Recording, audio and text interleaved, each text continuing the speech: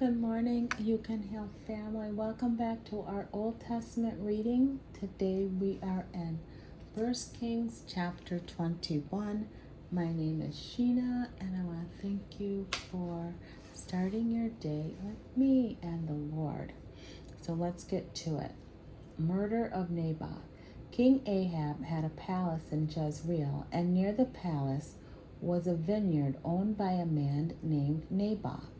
One day Ahab said to Naboth, "Since your vineyard is so convenient to the palace, I would like to buy it to use as a vegetable garden.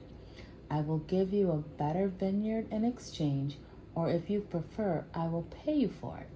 But Naboth replied, "The Lord forbid that I should give you the inheritance that was passed down to my ancestors."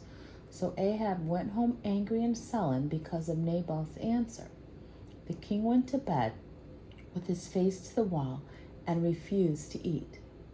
"What in the world is the matter?" his wife Jezebel asked him.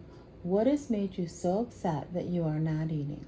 "I asked Naboth to sell me his vineyard or to trade it, and he refused," Ahab told her.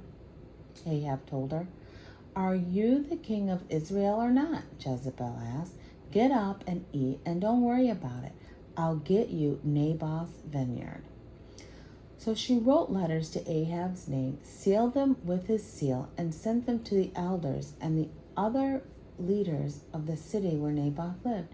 In her letters she commanded, "Call the citizens together for fasting and prayer, and give Naboth a place of honor. Find 2 scoundrels who will accuse him of cursing God and the king, then take him out and stone him to death." Oh my goodness.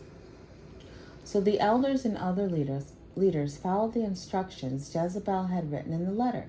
They called for a fast and put Naboth at a prominent place before the people. Then 2 scoundrels accused him before all the people of cursing God and the king. So he was dragged outside the city and stoned to death. What? The city's officials then sent word to Jezebel, "Naboth has been stoned to death." When Jezebel heard the news, she said to Ahab, "You know the vineyard Naboth wouldn't sell you? Well, you can have it now. He's dead." So Ahab immediately went down to the vineyard to claim it. Oh my gosh. This is so scandalous.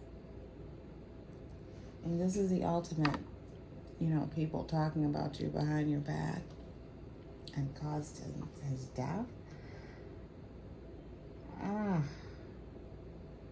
Oh my goodness. Okay, so that is shocking.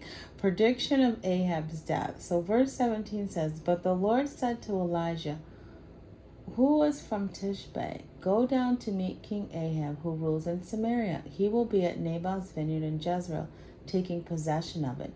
Give him this message. This is what the Lord says. Isn't killing Naboth bad enough? Must you rob him too? Because you have done this, dogs will lick your blood outside the city, just as they licked the blood of Naboth." "So my enemy has found me," Ahab exclaimed to Elijah. "Yes," Elijah answered. "I have come because you have sold yourself to what is evil in the Lord's sight. The Lord is going to bring disaster to you and sweep you away. He will not let a single one of your male descendants, slave or free alike, survive in Israel. He is going to destroy your family as he did the family of Jeroboam, son of Nebat, and the family of Baasha, son of Ahijah. For you have made him very angry and have led all Israel into sin. The Lord has also told me that the dogs of Jezreel will eat the body of your wife Jezebel at the city wall. The members of your family who die in the city will be eaten by dogs, and those who die in the fields will be eaten by vultures." Oh my goodness. No one else so completely sold himself to what the evil in the Lord's sight as did Ahab, for his wife Jezebel influenced him. He was especially guilty because he worshipped his idols, just as the Amorites had done, the people whom the Lord had driven from the land ahead of the Israelites. When Ahab heard this message, he tore his clothing, dressed in sackcloth, and fasted. He even slept in sackcloth and went about in deep mourning. Then another message from the Lord came to Elijah. who was from Tishbe. Do you see how Ahab has humbled himself before me? Because he has done this, I will not do what I promised during his lifetime. It will happen to his sons. I will destroy all his descendants.